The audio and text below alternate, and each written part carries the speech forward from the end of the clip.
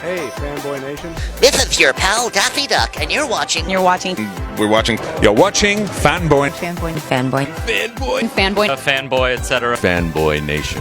God, I assume Tom.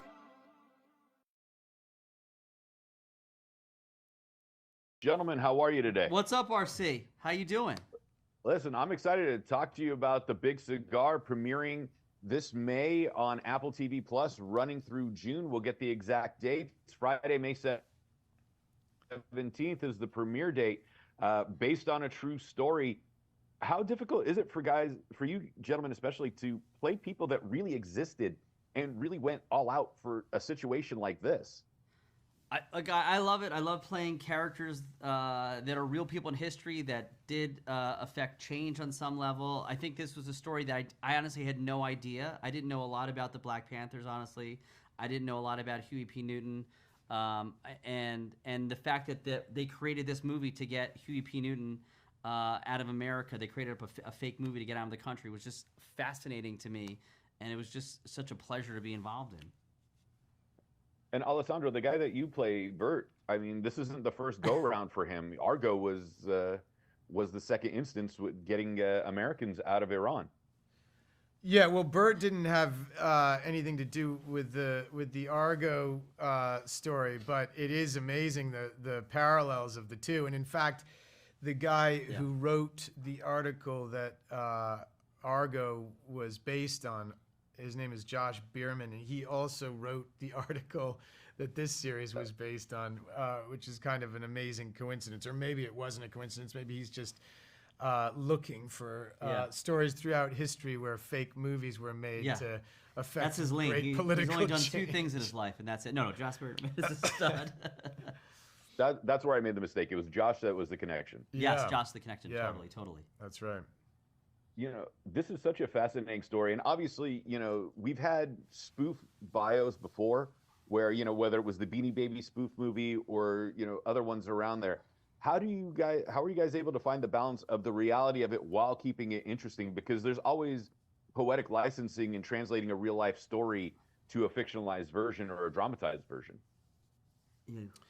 Well, I think that there was a very particular tone with this series, and you know, which was comic and kind of masking the weight of the subject matter under a kind of absurdist tone, and that was in the scripts from I think when we first read them, it was obvious that just in terms of its pacing and some of the kind of the way the dialogue was crafted, and I think as performers, really, we were just playing it for real, and allowing the way that the show was constructed and the way that the scripts were written to kind of do the work of setting that tone. And also visually, the way the camera was being used, and it was all, and the way that the editing was, which was even apparent in the script when you read it. There was a kind of natural pace to it and rhythm to it that was, kind of hiding the intensity of the underlying themes that were running under it. So it wasn't really incumbent on us to kind of, be silly or try and, upend the seriousness of the situation.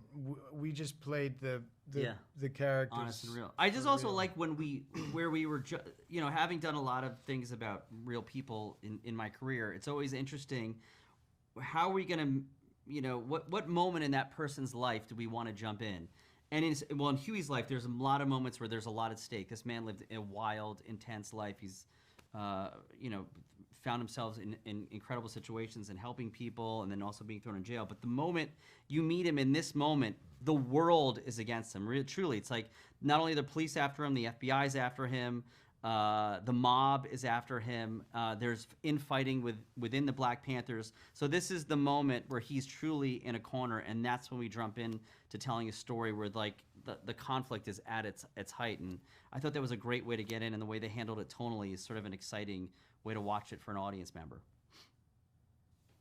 Gentlemen, unfortunately, we've run out of time. I wish I could have asked the final question of if we were going to fictionalize a movie on getting you out of the country, what would the scenario be? But we'll save that for another day. The Big Cigar premieres globally on Friday, May 17th, running through June 14th on Apple TV+. Thank you so much for your time today. Thanks a lot. Take care. Cheers. Good to meet you.